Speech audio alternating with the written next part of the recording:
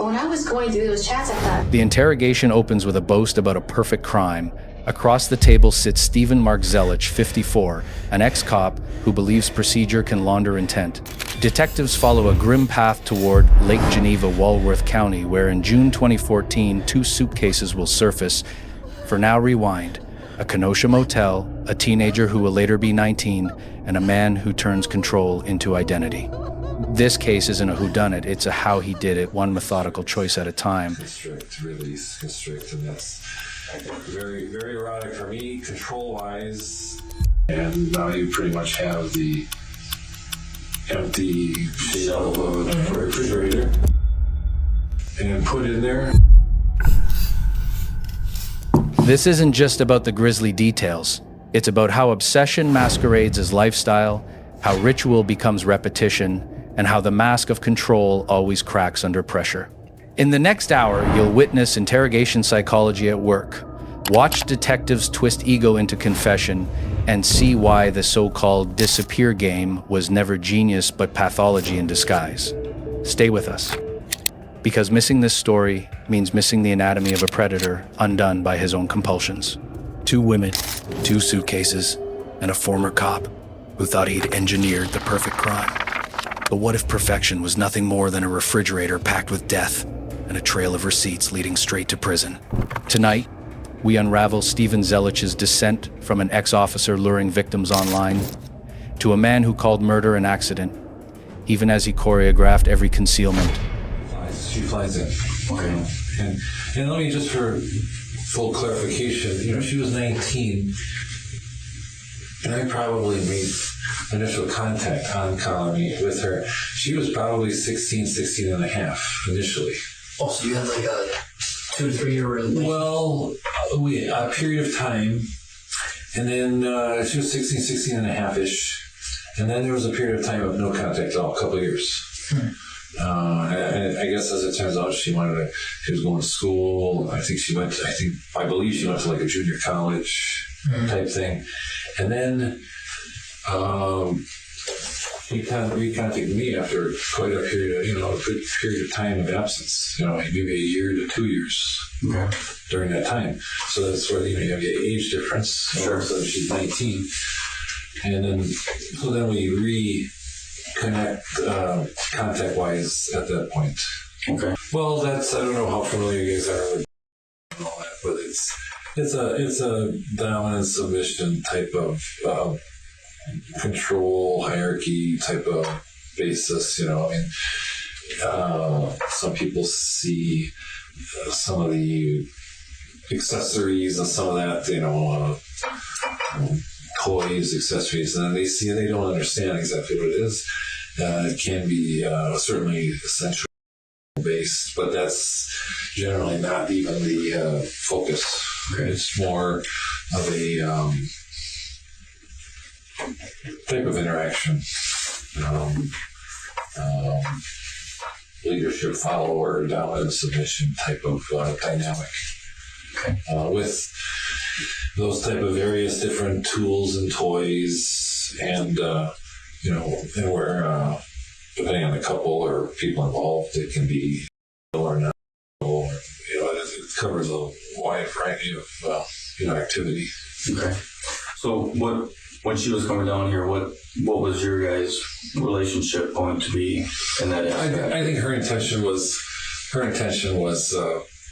full time, and that was probably the discussion we were having, full time. Where she was submissive to you. Yeah, and she was going to be here permanent, and it was going to be a kind of a submissive all the time, 24/7 type of. Okay. But she would reside with you. Yes. Okay. Yeah, I think that was definitely what was discussed, and I think that was definitely her understanding. It can be rope around the neck. It can be. Some people are so advanced they do hanging. It's all related to breast constriction. Okay. And many times the motive, I guess, for that is, or the basis for that is, again, control. Many times the person receiving it enjoys that too, almost kind of a, I'm hardly an expert, but kind of like an autoerotic type of effect. And ultimately, that Sunday morning, she was, I was using rope, and ultimately, there was constriction, and then it would release, and various touching, and ultimately I got very excited. There's no doubt there's an arousal, there's an erotic sensation, and while this was occurring, at some point it became evident that I don't think she was breathing anymore. And I also, and this was explained, and it caused by the rope, there's no question about that, When you're behind her, do you have the rope then around, you're holding the rope, or is it something where you put the rope around her neck prior to? How does prior, at some point I put it on, maybe not initially. And I think I put it on 2, maybe 3 times, but I believe 2 to 3 times around. And you pull, constrict, release, constrict, release, constrict, and that's very, very erotic for me, control-wise. Very erotic, and can be very erotic for the person receiving. Did she have any other than the neck and the gag, did she have anything else? Any other bounds? Or? Yeah, gag, mouth gag, the rope, which was attached last, and wrists, handcuffs on the wrists. Legs were free. Okay. Rope attached last to the neck. It was handcuffs and gag. Okay. And then the third element was the rope. Now the mechanics, rope, gag, handcuffs, and the centerpiece breath control. He claims mastery, no safe words needed, as if confidence could convert danger into safety. Erotic asphyxiation isn't philosophy. It's physiology, and the body keeps score without sentiment. Arousal turns arithmetic, constrict, release, repeat, until oxygen debt ends the math. When the chest goes quiet, control stops looking like skill. It looks like the border where fantasy and homicide meet, and he chooses to cross. In this case, came into play because it was going to be breath play around the neck. And breath play can be, like I think I mentioned earlier, it can be the choking, nose, nostrils, and the rope hanging. It can come in different forms, but this case was rope around the neck. And as a control thing you referenced for you, correct? Does she have any say in the whole thing, or is that part of her submission to you? Or right. And I've heard things about safe words, stuff like that. How did that work in this arrangement? In this case, there was no safe words. Okay. There are safe words in the depending on the relationship. I've always thought and felt and not use safe words much, if at all. On the other hand, I always also thought that I was, and let me preface before I answer that. I started enjoying probably age 19 or 20. So it's really it's kind of been a lifestyle, a lifetime thing. But to answer that specifically, I never have used the safe words because I never had a problem not keeping control, monitoring the safety and well-being of anybody that I've ever been with.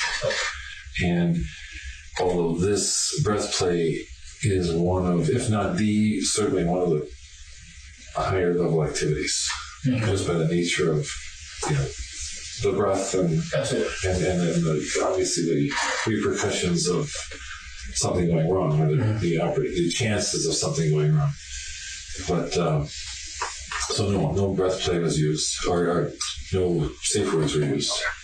You felt that she had passed away. Yes. What do you do thereafter? Oh, that's the moment of truth. And believe me, these questions were asked already. That's the moment I have to decide.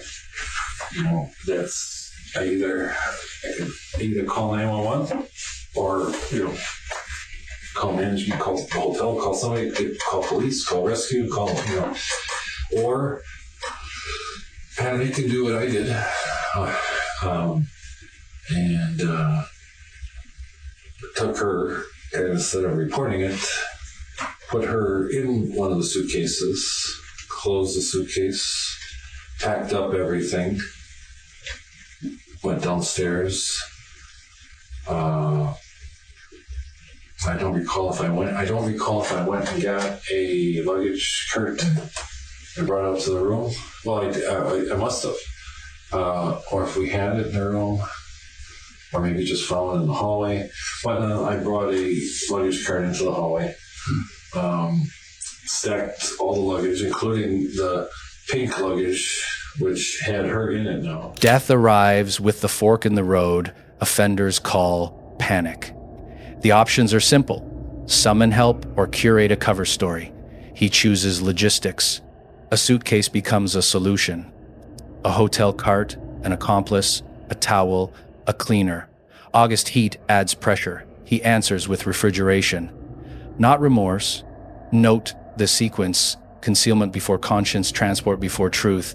In criminology, that's the teleconversion of a person into a problem to be managed. And rolled it out to my car. She had 2 suitcases. What did all of the stuff in the pink one fit into the other? Did you take everything of hers with you? Or did you leave stuff in the hotel? No, I took everything with me and put it either in her second bag or piece of luggage, I think, which was smaller, and or in my room in my pieces of luggage. So, but everything left the room. And we mentioned that she defecated, so that obviously would have left some sort of mess. A little bit of, not terribly large. Okay. And I went to the bathroom and I took either a small bath towel or washcloth type thing, hot water, and that cleaned it up. I think I rinsed out the towel, and I think I left it there for housekeeping. With the other towels. So no sheets or anything. No. It was more. It came out. I think a little bit ran down her leg, a little bit, and a small amount on the carpet. Unload the luggage in your vehicle. Take or load it in my vehicle or whatever, and drive home. And we believe this is August, August-ish. That's what we were told as well, like you had said, And that's warm. So she was taken, the suitcase was taken. Of course, now what do I do? I'm still in the, I have no idea what I want to do or what I'm going to do. I have no idea. She comes in, the pink suitcase comes into the house. I take her out. Well, I empty the refrigerator because my only option is how long do I have with the heat of August before, you're forced to make a decision. She was put in the refrigerator. And really, my thinking, I think, was to buy time and figure out what I'm going to do. Put in the refrigerator inside the suitcase still, or no. Outside the suitcase, naked, outside the suitcase. And of course, you can imagine you got the shelving and all that. I have to take the shelving out. And now you pretty much have the empty shell of a refrigerator. And put in there, door closed, and seemingly problem solved. Well, I'm making almost light of it because it's not problem's not solved, but it gives me time because I get the temperature issue. Sure. So that is where she stayed for quite a while. And then in further discussion, the refrigerator's empty, the shelves and all that's out, and I can't use the refrigerator. Time passes. The body moves from fridge back to luggage, then into a trunk as winter sets in. The wording turns administrative buying time, but the behavior reads like planning. Another suitcase enters. Another state, Minnesota, and another victim, Laura Simonson, emerges in the pattern's wake. What began as one night in Kenosha has matured into a system with a route map. This wasn't an accident stretched by anxiety, it was a ritual learning to travel. November of 13 approximately is when I take her out and put her in the suitcase, back out with the second suitcase. Is it she went back into the original suitcase, that pink one? Yes. Okay. Yes. And then in the trunk of the car, now because that's now being winter, November of 13 into this past winter. What do you mean by the other suitcase? The other suitcase is a second incident that occurred November-ish, early November of 13 in Minnesota. Without getting into details about that incident, what occurred in that incident? Very similar basis, very similar circumstances. And it happened, that occurred in Rochester, Minnesota, where I talked to the detective today, and early November, I think the first week. And that was the first incident after Jenny. I mean, that was the first in-person contact simulated with Jenny, and then second girl, Laura. Okay. So you didn't have any more meetings with other females? No. Basically in that year? Correct. Or what would it be, 8 months, 9 months? Correct. 10 months? Correct. Okay. So when you say very similar, you're saying that you use the breathe control? Breathe control, probably a little bit more elaborate in the second one. They rope, and I think I did utilize some choking and some nostril, all the elements. I think it was a little bit longer session, Okay. and maybe a little bit more extensive, or a little bit more, did a little bit more things, or utilized a little bit more techniques or tools, so to speak. And it was probably a little longer, and it was definitely intense and very similar in circumstances. Although basically very similar. You had said that you have to monitor breathing of the submissive person. Right. And when you go, how do you monitor? I mean, do you practice things with different people, and then you just kind of know, or you just kind of? It's a combination. It's really the most important part has to do with me, the dominant person, can't get so caught up in the scene or the enjoyment or whatever. You have to basically keep your own control. Not the kind of control we're talking about for the person, but you have to kind of separate yourself and can always monitor. You can't fully enjoy. You have to. You can't allow yourself to fully enjoy or to fully lose. Kind of at the moment, the monitoring aspect. And that's really what I was referring to. Okay. And that's what didn't occur. So by you trying the new technique with the nose and going further into the breathing control aspect, you don't really know until you use those techniques on that person. And then you just monitor that person throughout Overall, the session. That is correct. And what creates an additional problem is if, while I'm doing that, because if I'm just doing that, it would be okay, because I would still be monitoring.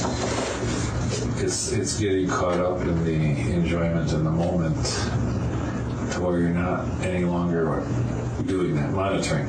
You're just caught up in the actions and the fun and the enjoyment and the erotic aspect of it, and you're letting it get away from you. For myself, the best way to describe it is, in this instance, there was no involved.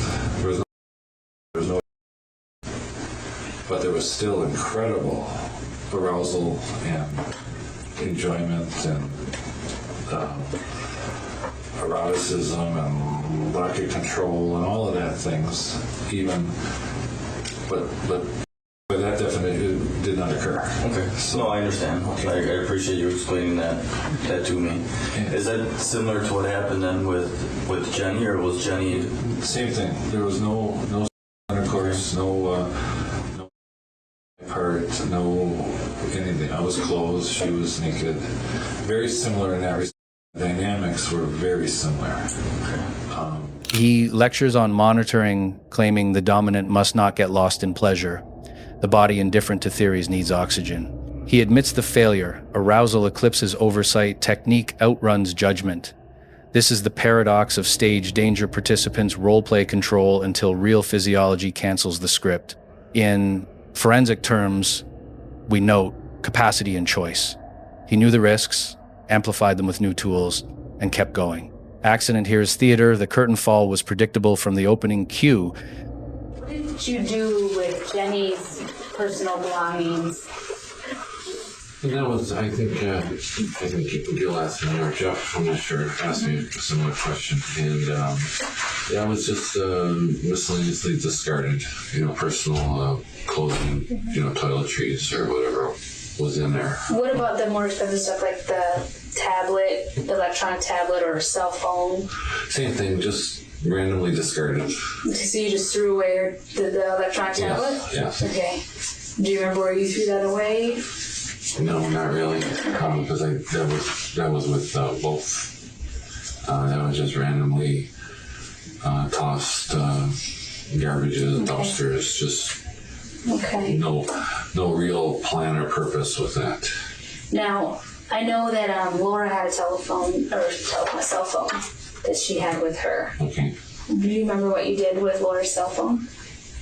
Same thing. If she had, I don't even specifically recall. I mean, I don't specifically, but anything was probably tossed just randomly. Okay. Because the reason why I know about Laura is because in your chats you got pretty specific with Laura on it, and you had said, when you walk through all those things that you talked about, close your accounts and do all that. One thing you had said is keep this phone, have it with you. I won't be able to communicate with you when I leave, but bring this phone with you, and instantly have the instant messenger piece of it.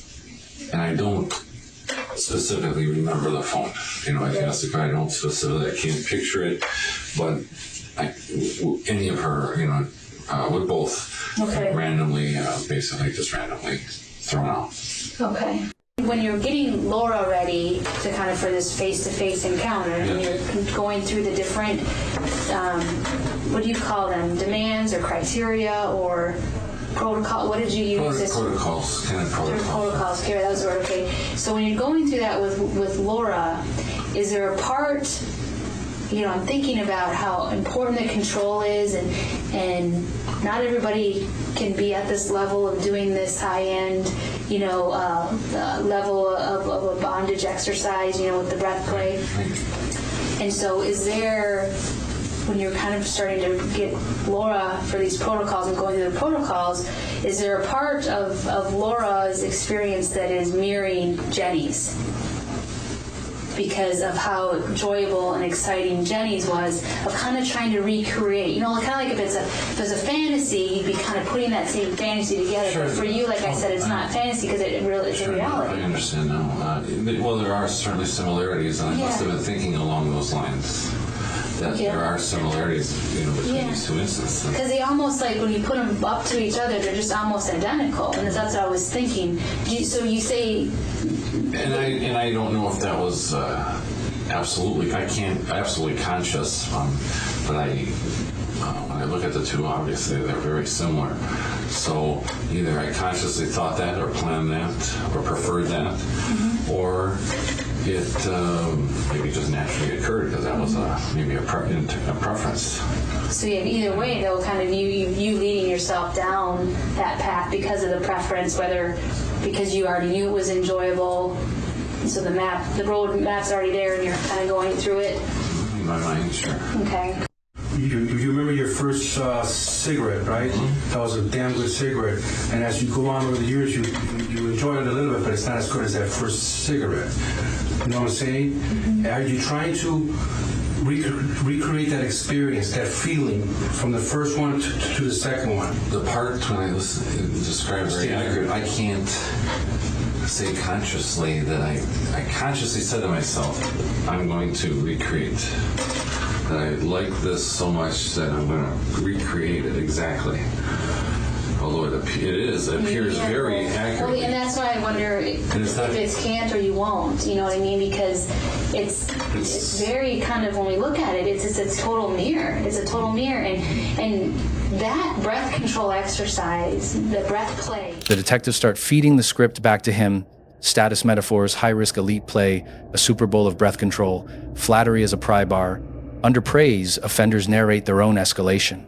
The second encounter mirrors the first, because preference hardens into pattern.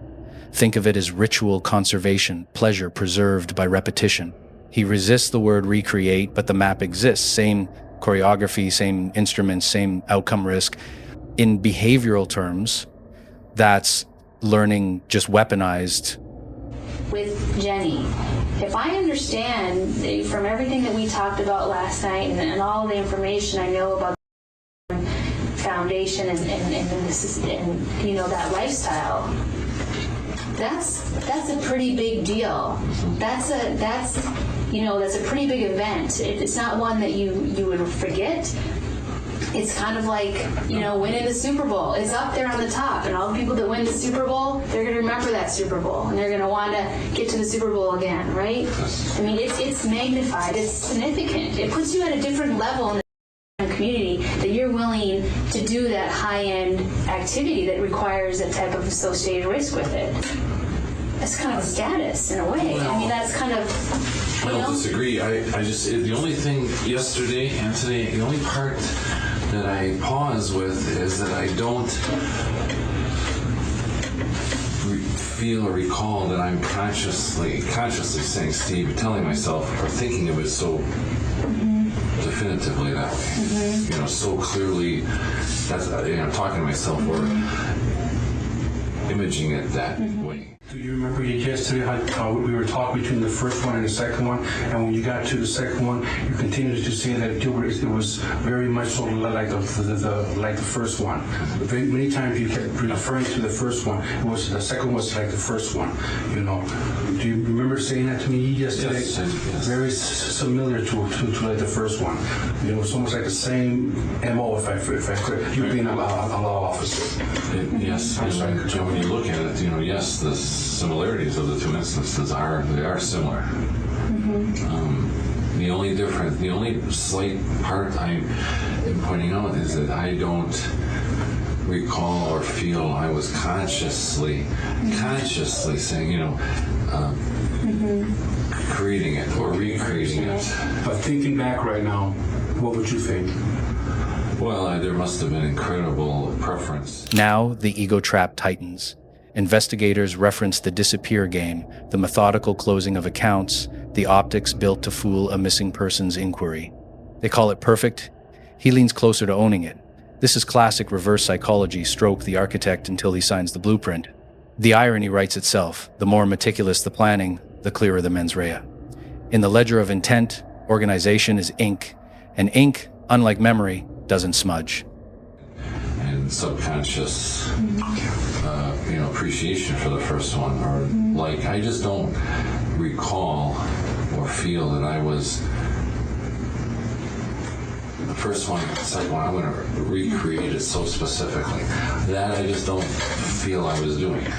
I have to be honest with you, and kind of before we talked, and before I knew anything kind of about you and all this type of stuff. When I was reading the chats between Laura and you, and I'll call it the disappear game, okay? There's kind of this flavor where you're guiding her how to disappear, right? And it's kind of disappear game, and you're being very thorough on how you're going about, close your accounts, do all this type of stuff. And I get kind of confused in the process, because before I met you, and I do a lot of different work with the FBI, and I've worked with other, offenders that have did different odd things, or been very violent, and serial killers that I've talked with, and all that type of stuff. And when I was going through those chats, I thought, this is perfect. This is the perfect crime, because it's so organized. And from a law enforcement perspective, if I go to do a missing person investigation, first I'm going to check their bank accounts. Well, when I go to their bank accounts or the bank, I see the actual person closing the accounts. Maybe I see video and it's the person closing the account. I go online to see, well, maybe all their accounts are closed. I try to find their belongings. There's no belongings anywhere. They didn't give their belongings away to anybody in their family to show that maybe they were departing. There's no bank activity. There's no bank account activity. So sharing from my experience as a law enforcement officer and kind of working in serial crimes, I'm thinking, this is pretty amazing. This is outstanding, and how it's the perfect crime, the disappear game, where it's so organized and thought through that from a law enforcement perspective, it's hard to, one, be able to prove something happened to that person, and two, a lot of times, like in Laura's case and in Jenny's case, they have some type of mental health issues that are there and struggles that they've already had, that sometimes their families don't even realize they're gone because they've had such a transient kind of lifestyle before. So when I was looking at all that, I was really, I have to be honest, I was pretty amazed by it. I thought, this is the perfect game. This is disappear game.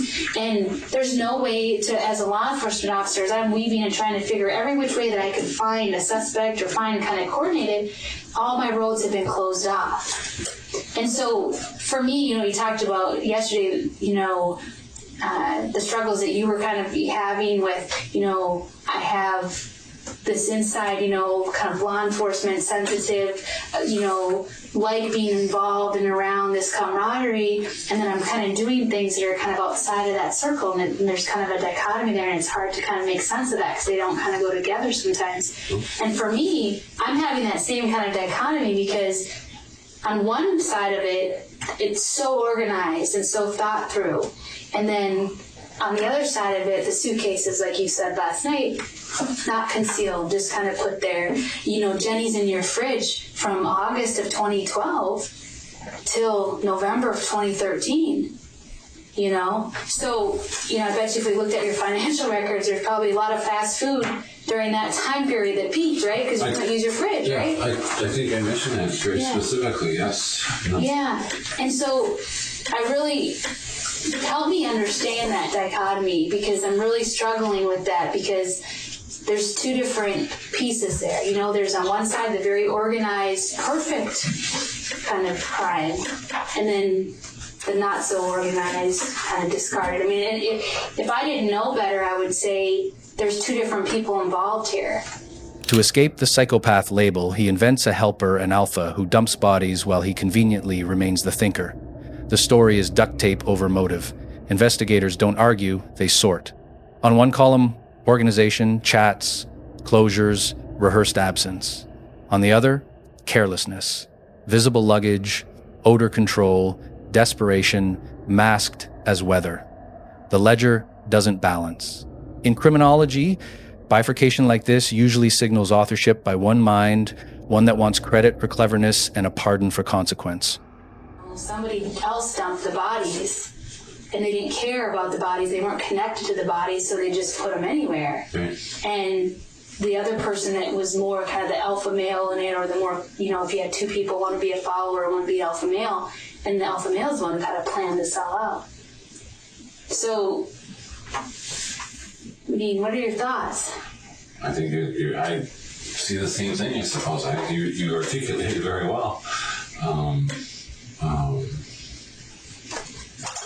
I don't even know how to answer that. I see the same thing. There are parts of the whole law enforcement thing and that, and generally I've been organized and am organized. Activities and enjoyment, or call it a hobby, or participation, has been to varying degrees a long time. Like I mentioned yesterday, starting in probably late teens, 19-ish, 20-ish, maybe. Right through still many years of law enforcement and after law enforcement. And, Well, and I think, I'm kind of a visual person, so I was just going to kind of write down kind of some of the things in columns that fit for one side of it versus the other, So we talked about the disappear game being organized.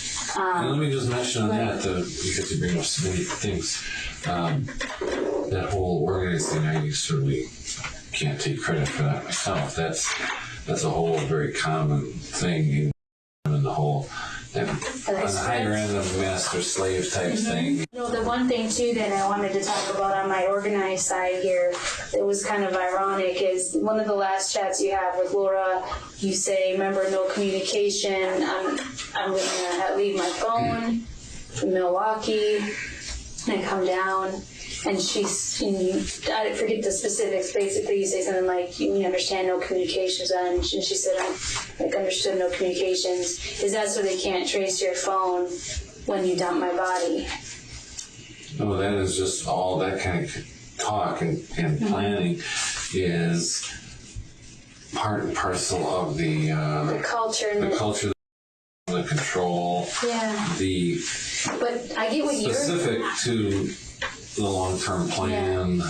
I get what you're saying as far as you saying I'm not bringing my phone and there's not going to be communication. But Laura's saying, is that so you can dump my body? Are you saying, Laura, saying that is part of the...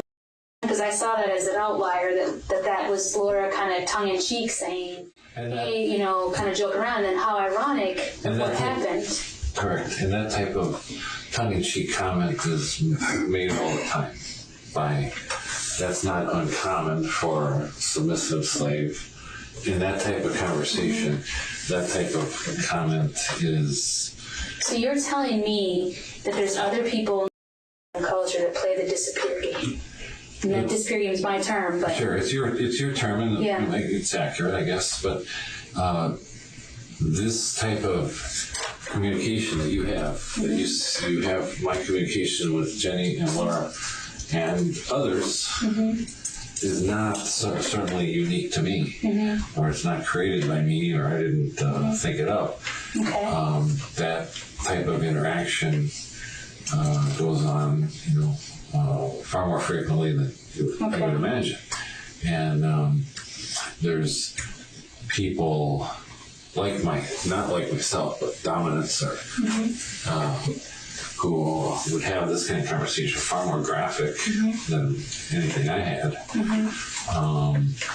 And you would find similar type of conversation regarding long term. If that's the goal between the two parties.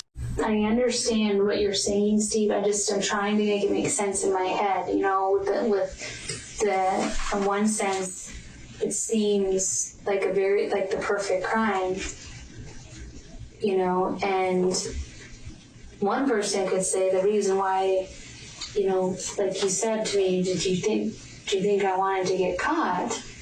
And there's two reasons that a person would want to do that. One is they're out of control, they can't stop, they're realize, I'm not willing to go to the PD, but I'm willing to do something like this, and then this will maybe be over, I don't have to worry about it anymore, I'm tired, I'm sick of kind of worrying about this. The other reason is taking control of it again. And taking control of this situation that's out of control by making it look like it's disorganized and not calculated, then creates this ultimate kind of red herring of, I'm not someone who planned this out thoroughly. It's not the perfect crime, but it still is because that person is playing. They're pretending and kind of taking on this thing. The weather defense arrives. He was forced, he says, by heat, by cold, by time, yet the record shows movement, masking, and relocation, not surrender. Reverse psychology keeps working. The more he insists on compulsion, the more he lists decisions. He didn't knock on a precinct door. He moved a smelling car off a lot. Compulsion doesn't buy bungee cords and drive interstates. The difference between panic and planning is receipts, and he keeps producing them accident by accident. Think about it, though. Yeah. It's pretty calculating. It's pretty calculating, but I'm trying to make it look at things. And when you said that last night, and being honest again, you didn't say, Carrie, I put him there because I wanted to get caught because I couldn't stop. Or I put him there because I didn't know, I wanted it to be over, and that would make it over. By police finding, I just wanted it to be done.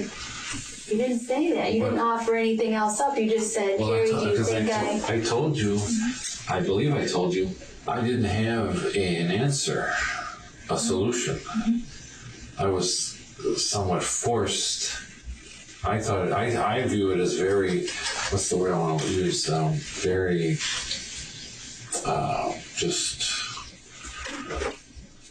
I acted, but I think I was forced to because weather and time, I was being forced. I was forced on a move that all the way back to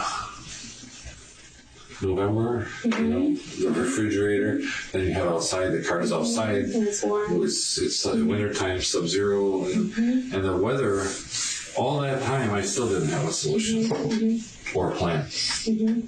I didn't, and I was forced, I think, by the weather.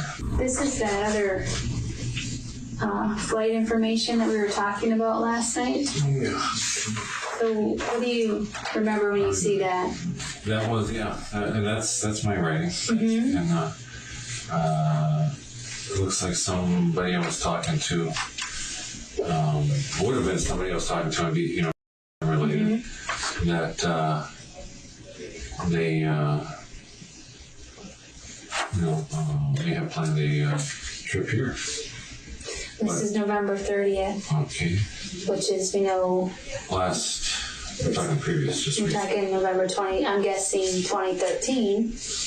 Right, last year. Yep, so Laura is in your trunk. Jenny's in your trunk at this time. Right. Anything else because for somebody who's had such significant life events, Steve, what you just said, I could come up with that. I could say, based on looking at this, looks like your handwriting, looks like somebody you're probably talking to who was planning a trip here. Right. I'm having a little bit of trouble not having you having more recollection about some of this stuff, Well, knowing. That's a specific flight. That's an arrival time. sure. I mean, that's a specific. Somebody's flying in. They gave me that. They gave me that. Yeah. Who gave you that? The person I was talking to. Who flew in? Who was? Nobody flew in. That's the thing. Nobody flew in. You'll find no match. What you will find online, maybe call it the internet. For every time you have a legitimate contact with somebody, some type of correspondence, you also have a whole lot of foolishness and just, I get that. that doesn't. I understand that's that not fantasy real. that doesn't go anywhere, but this looks like it was going somewhere. This looks real to me. Right. Because if I go right now to Delta Yes. and I say, Delta, give me a list of everybody who flew in on November 30th, Right. Friday, this flight, this time, give me a list, and I go through, I will find somebody's name like that on there. And I will be able to find that person and go interview them. Sure, I don't know. I don't. And when I do that, because even though she's in the UK, Right. we have FBI in the UK. Sure. I can send them there. So when they go and interview her, she's going to say, I don't know, Stephen. I don't know. Well, no, she'll say, we had interaction or some kind of computer thing, interaction, but she's going to say, she obviously didn't get on that flight, didn't, How do you know she didn't get on the flight? You don't really even remember it, you're saying. Well, I remember it, but I don't remember her. I don't specifically remember her. I couldn't tell you what she looks like. I couldn't tell you specific. I'm sure we had some generally consistent, common communication, along the lines that, because they're all very similar. So Jenny flew in, Right. Right. So we will. This is one of the things that we will do. We will follow up on this to make sure that is still with us. Of course, and if we'll take it to the extreme. If she came in and if something happened, Of course you're going to find out that girl was on the plane and blah, blah, blah. I will be able to find that out. I'll be able to find that she was on the plane, and who she was, and if she's still alive. And I'm almost amazed, you'll have it in short order. Yeah. So I have there's no problem. There's no problem. There's no fear in my heart. There's nothing for me to. He admits the gamble. After Jenny, he went back, longer sessions, multiple versions. In behavioral terms, that's reinforcement. In court, it's intent. The detective contrasts fast food spikes with a fridge full of death, anchoring timelines with receipts the body can't refute.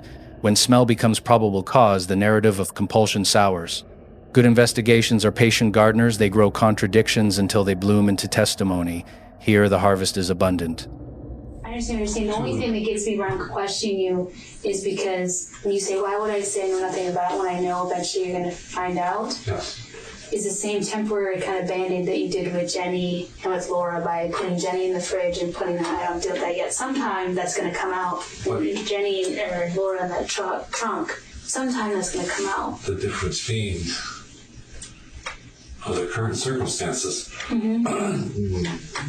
change that or void that. How does that change that for you?